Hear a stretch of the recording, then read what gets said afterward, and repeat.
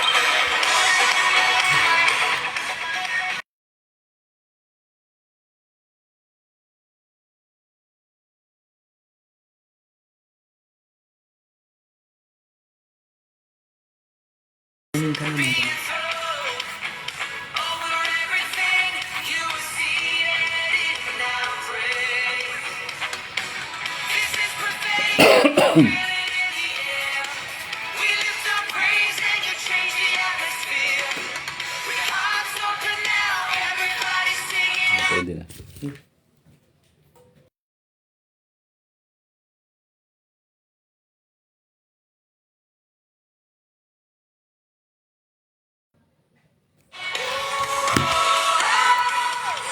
Yan, magandang gabi po sa lahat. Let's tag and share na po sa ating mga kapamilya at mga kaibigan. Meron po tayong 10 minutes more para mag-tag and share po. Magandang gabi rin po, Sister Heidi. Belated happy birthday.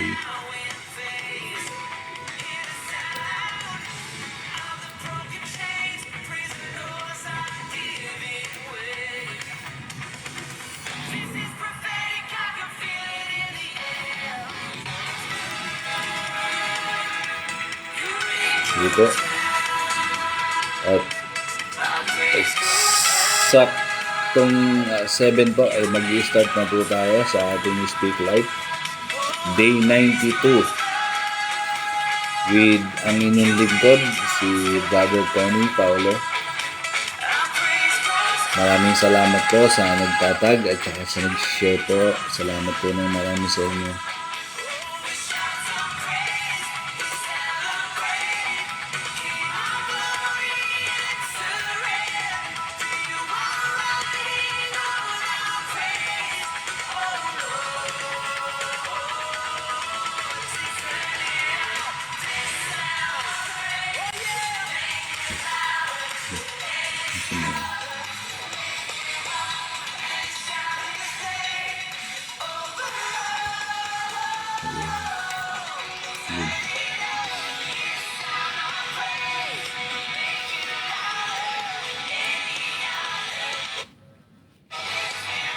Magandang gabi po. Magandang gabi sa lahat.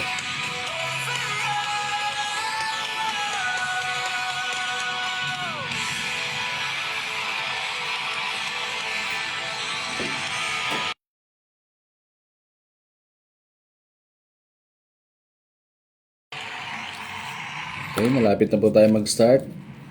In 1 minute po, mag-start na po ako para sa ating Speak Life. Day 92.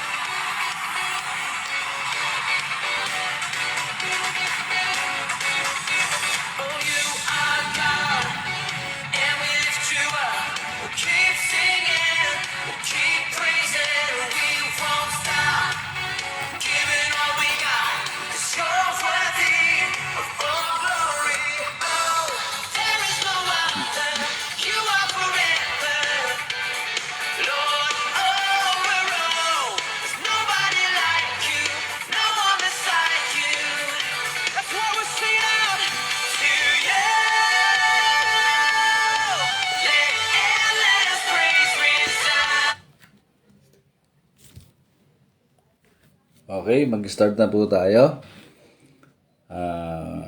Magandang gabi sa lahat. At sa mga nanonood dyan, sa mga nagtatag at nag-share, mag-start na po tayo sa ating gawain ngayong gabi. At bago po ang lahat, ay tayo po ay manalangin. Mambanal, maraming salamat Panginoon sa gabing ito Panginoon. Kami ay muling magkasama-sama upang pag-usapan Panginoon ang salita mo Diyos na nagbubuklod sa bawat sa amin Panginoon. Maraming salamat Panginoon dahil sa kabutihan mo sa bawat sa amin.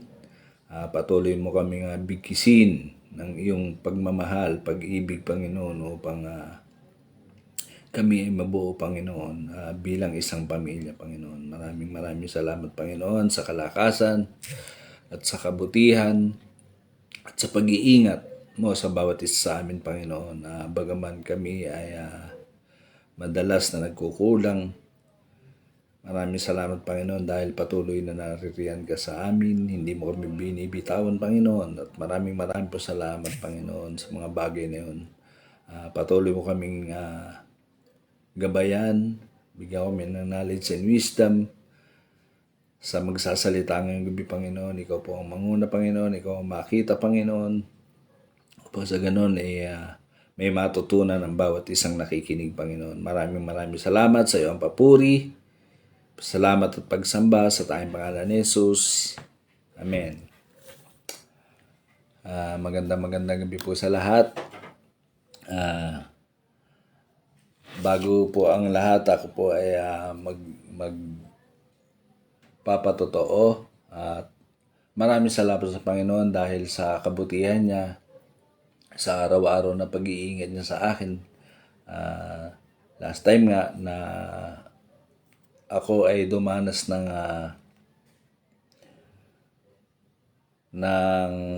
karamdaman na hypertension. Ako po ay na confined sa ospital ng halos 1 week. So, sa tulong ng Panginoon, sa favor ng Panginoon, ito ang inyong tagapagsalita. Nakaharap pa rin sa inyo, patuloy na. Salamat sa Panginoon sa favor niya. Kasi kung wala siguro ako sa Panginoon, maaring hindi natin alam, maaring binawian niya ako ng buhay. So, salamat sa Panginoon dahil sa kabutihan niya sa mga bagay na yun. Hindi siya nagpapabaya sa kanyang mga anak. At talagang napakabuti ng Panginoon.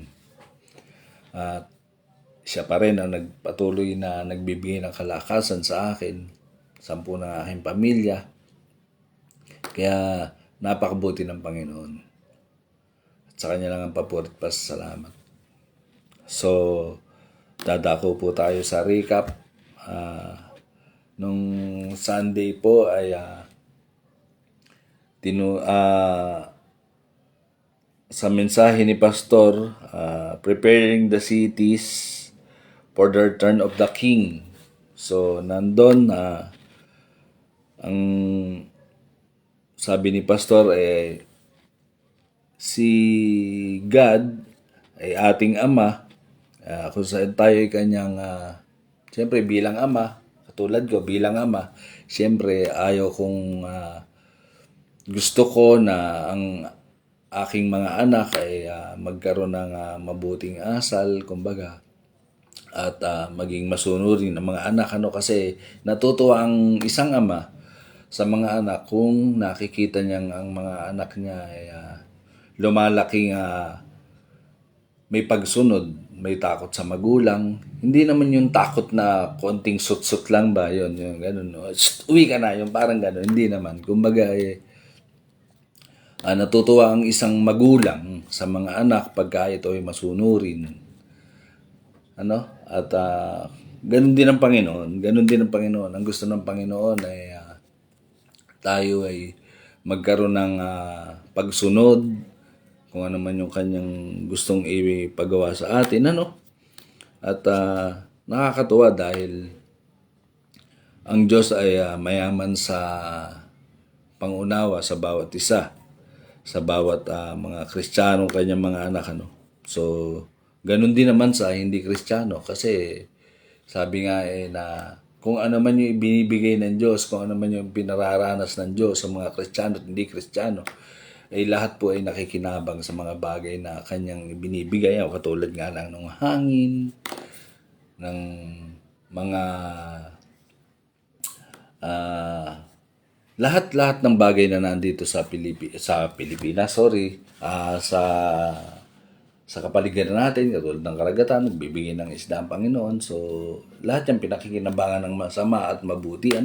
So, ganun kabuti ang Panginoon sa bawat sa atin. At ang sabi po sa mensahe ni Pastor,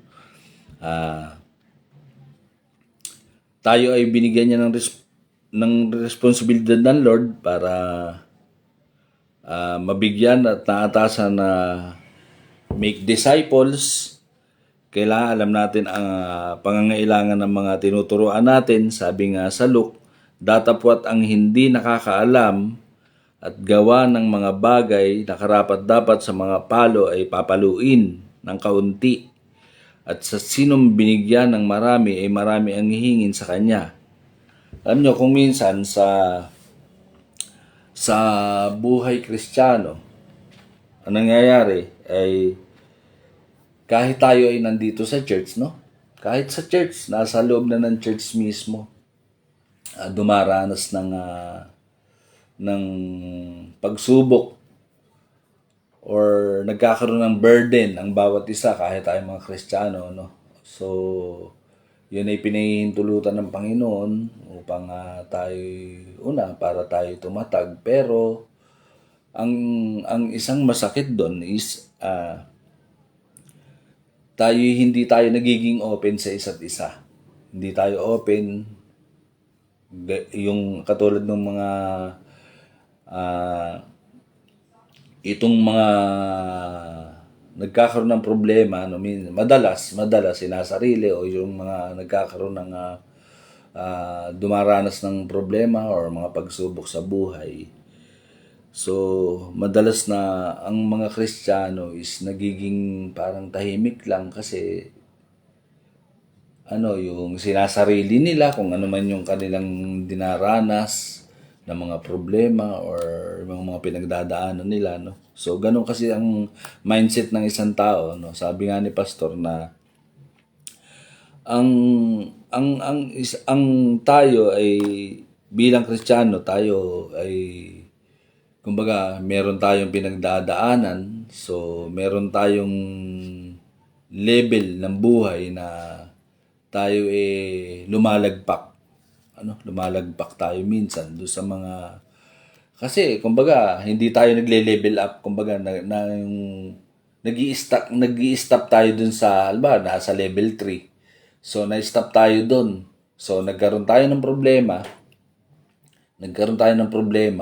So hindi natin sinasabi sa mga kasama natin sa church kasi ang tao madalas sinasarili natin yung mga problema. So madalas din na nahihiya tayo na magsabi sa kapwa natin, kapatiran natin na kung ano yung pinagdadaanan natin. At ang sabi ni pastor na ang mga Kristiyano ay hindi rin naman tayo ligtas sa mga pagsubok. So lahat tayo dumadanas niyan. Yun nga, ang isang mahirap nga daw ay sinasarili. At ang nagiging mindset ng marami is kanya-kanya tayong kaligtasan kasi yun naman talaga ang ano. No? So huwag mo akong pakialaman kasi kanya-kanya naman tayong kaligtasan. At yun ang isang masakit doon na dapat yung burden ng mga kapatiran natin, yung mga kasama natin sa church is dapat burden din natin. So doon naman doon sa mga dumadanas, nahihiya sila. Siyempre, unang-una, ayoko na sabihin to. Parang ganun, ayoko na sabihin to sa ka-churchmate dahil unang-una, nahihiya. Kasi baka ma-chismis lang ako. Parang ganun, di ba? Ganun. Baka kumalat lang yung chismis. Pero dapat, bilang mga Kristiyano, magkaroon tayo ng puso sa kapwa natin na para tayo magkaroon ng malasakit sa isa't isa, no? Yun yung ano ron na sige, tayo namang mga Kristiyano kasi madalas yung parang sinasarili natin sa akin na personally nangyayari sa akin yan na pag yung may pinagdadaanan ako, tumatahimik lang ako, parang kaya ko to.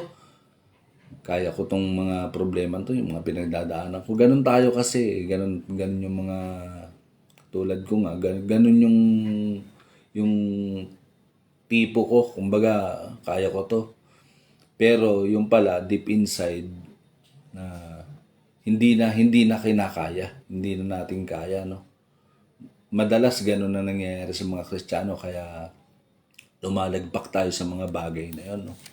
So ang anuhin natin, ang anuhin natin, yung mindset natin, ibahin natin kasi kailangan talaga magkaroon tayo ng malasakit sa isa't isa. So, kailangan maging open tayo. Kasi, tulad niyan, pagka yung sinabi, kapatid, may problema ako, may pinagdadaanan ako . So, wag din tayo mahiya na magsabi sa mga kapatiran natin na ganun, na tulungan mo naman ako mag-pray kasi talaga yung problema ko ngayon, medyo mabigat talaga . Kaya tulungan mo naman ako. Sana ganun yung mga Kristiyano, no? Hindi yung nakita mo na nga yung kapwa mo na alam natin may pinagdadaanan, so hinahayaan lang natin. So tatanungin din natin sila, kapatid, ano bang problema? Bakit parang kakaiba yung ano mo?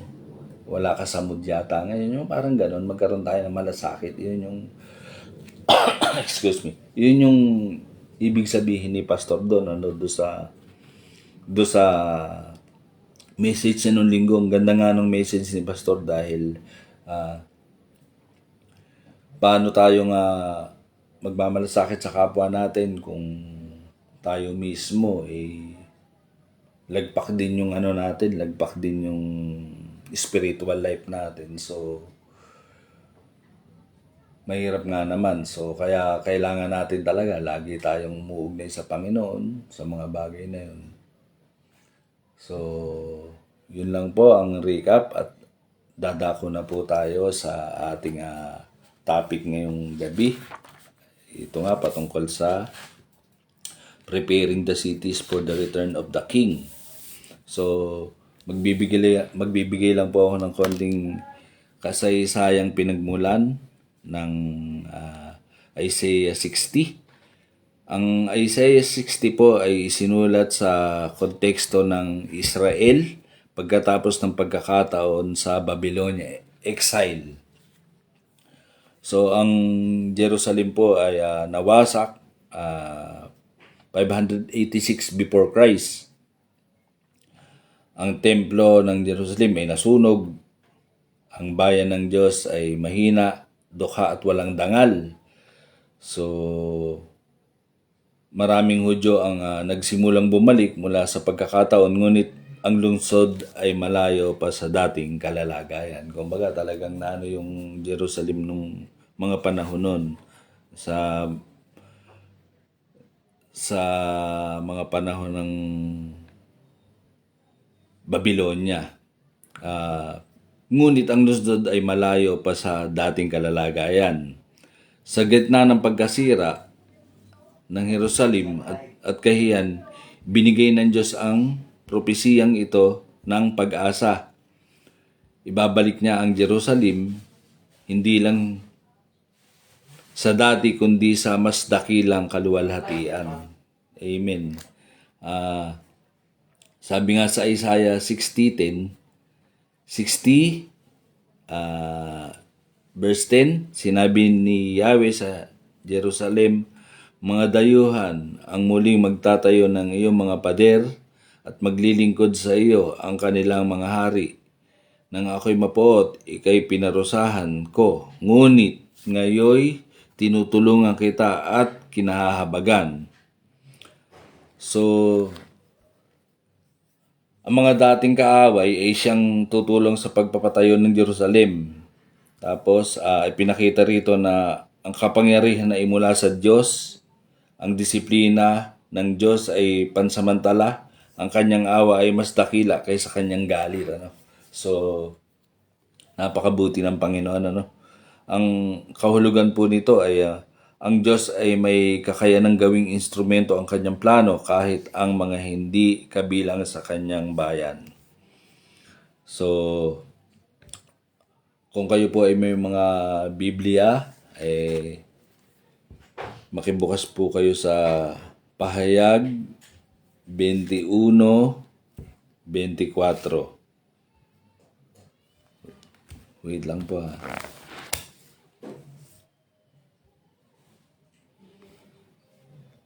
Wait lang po. Pahayag 21:24.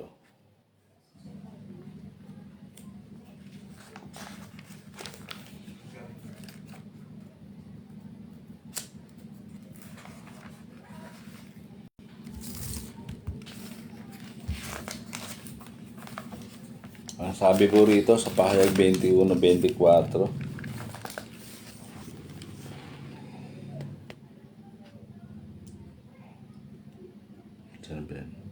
ito, sabi po rito, sa liwanag nito ilalakad ang lahat ng tao at dadalhin doon ng mga hari sa lupa ang kanilang kayamanan. So, sabi nga rito na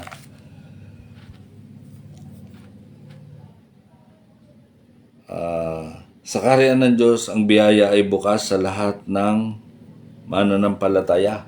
So, mabuti ang Diyos dahil doon sa nasirang Jerusalem ay binalik niya. Kumbaga sa ating spiritual na buhay, hindi tayo dumadanas tayo ng mga pagsubok.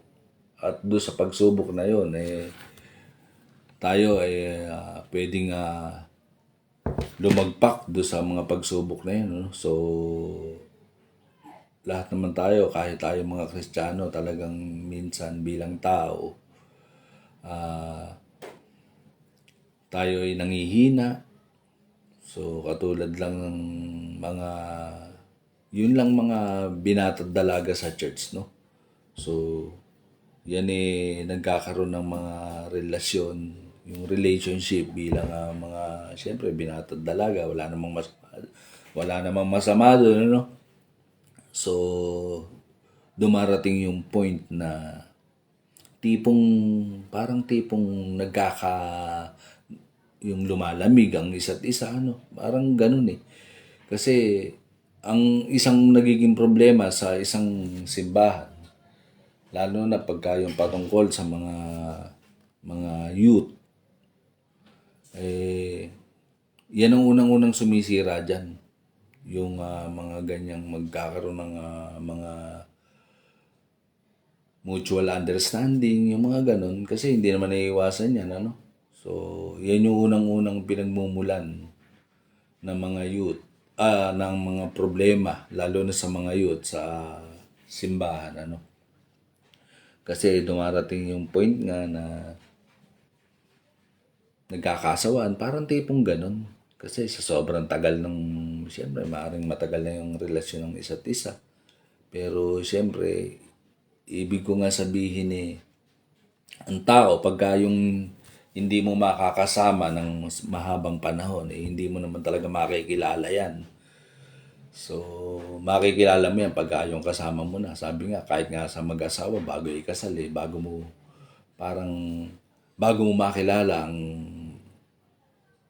mapapang-asawa mo, kailangan kasama mo raw sa isang bubong, sa isang bahay. So, totoo naman yun na kahit sa magjowa, nagkakaroon ng problema. Kahit nga sa mag-asawa na yun.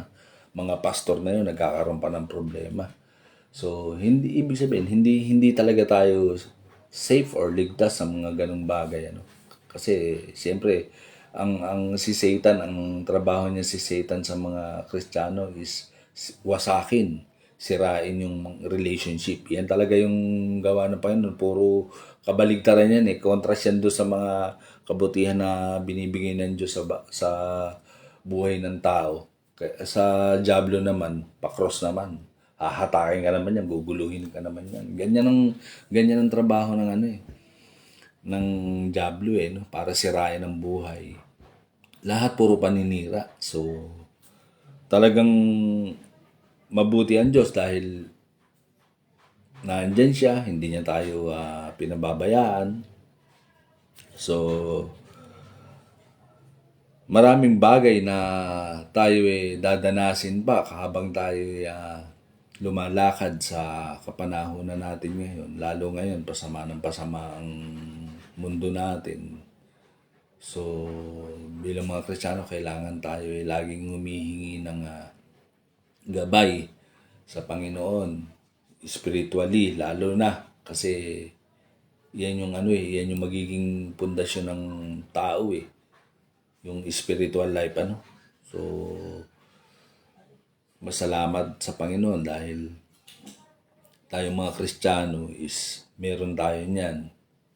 Dangan nga lang na, yun nga, hindi pa rin tayo safe hindi tayo ligtas sa mga problemang pagdadaanan natin. So, kailangan natin maging matatag sa pananampalataya natin, ano? At sige po, tuloy tayo dun sa Isaiah 60 verse 12. Ang sabi rito, ngunit ang bansa o kahariang hindi maglilingkod sa iyo ay ganap na wawasakin. So, hindi ito simpleng banta, kundi deklarasyon ng soberanya ng Diyos.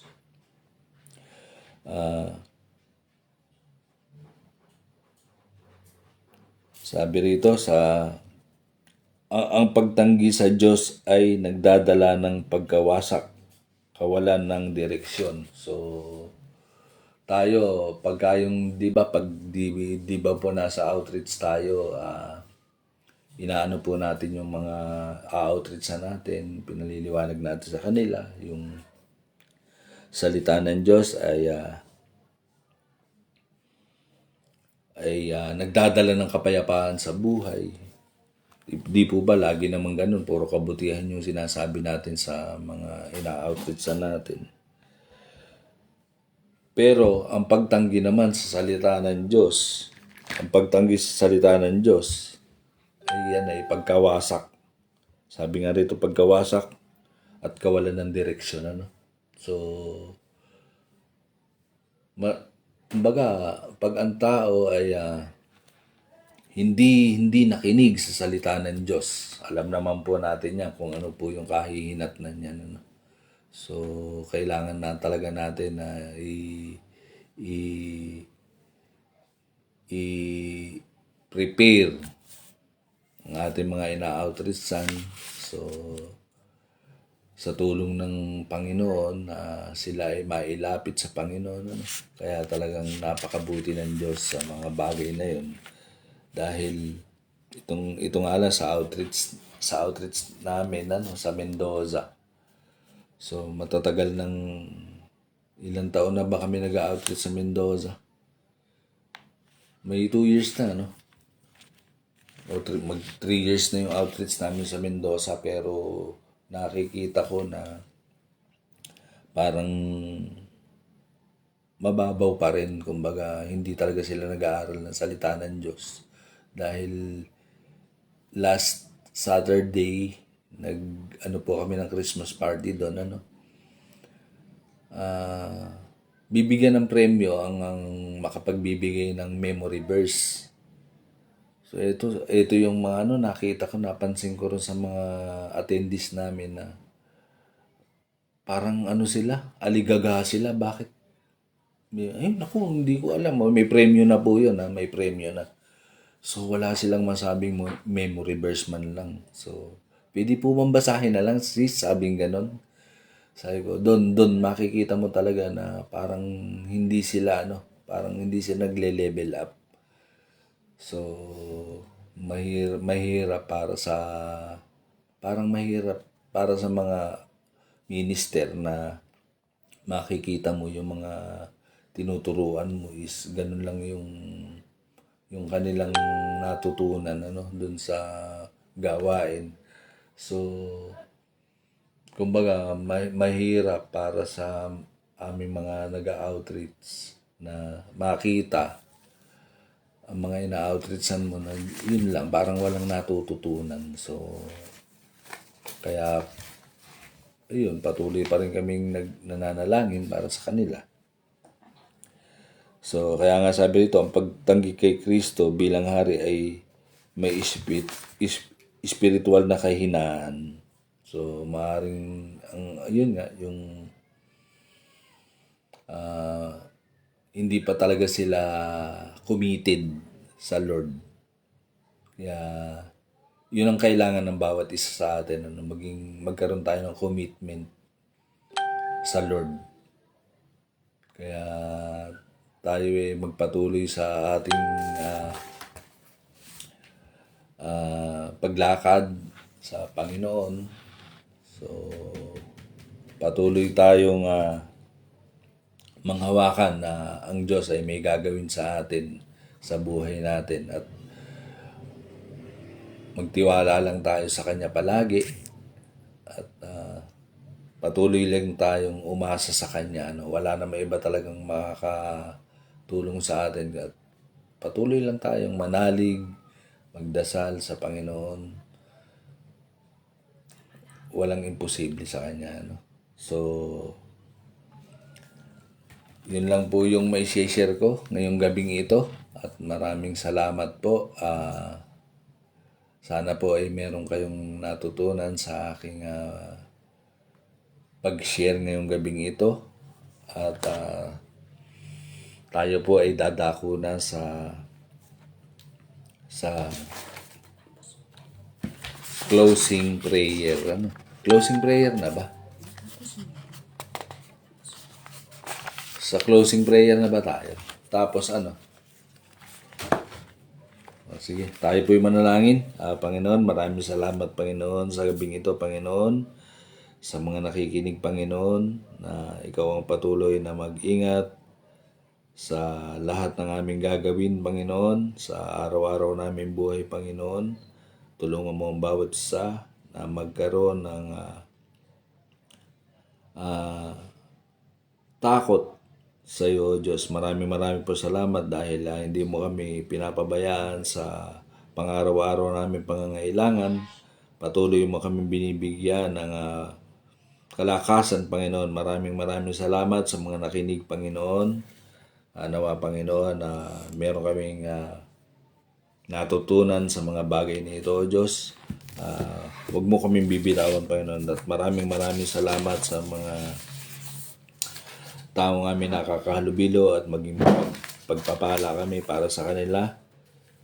Maraming pong salamat sa iyong papuri at pagsamba, Panginoon. In Jesus' name, Amen. So, recap? Recap. Shout out pala. Okay, darako tayo sa shout out. Asan na yung music natin?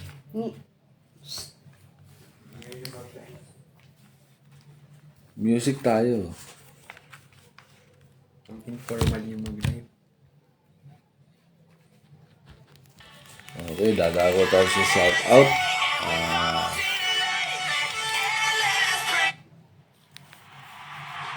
Shout out po sa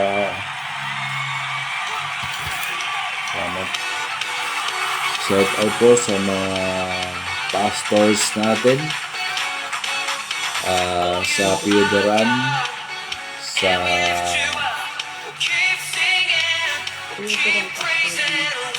Piodoran, si Pastor Carl Sandigan. Magandang gabi, Pastor. Santa Tapil. Sino ba sa Tapil? Pastor Berting. Si kay Pastor Berting Salisi sa Tapil. Magandang gabi sa inyo, Pastor. Tapos kay Pastor Alan Flores, magandang gabi sa inyo.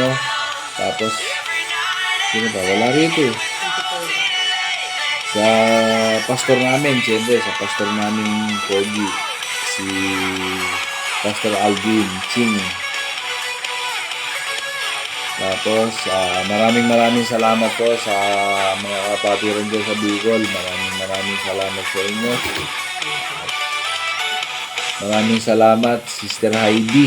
Ayan, si Sister Heidi. Napakasipag talagang mag-tune in talaga ni Sister Heidi. Kahit nasa malayong lugar. Maraming salamat. Lagi kang mag-iingat dyan. Salamat kay Sister Morena. Maraming salamat ito. Masipag din itong ating kapatid natin na ito. At sino pa? Kay Brother Royal Lego. Kay Brother Jerry. Si Brother Jerry. Tapos kay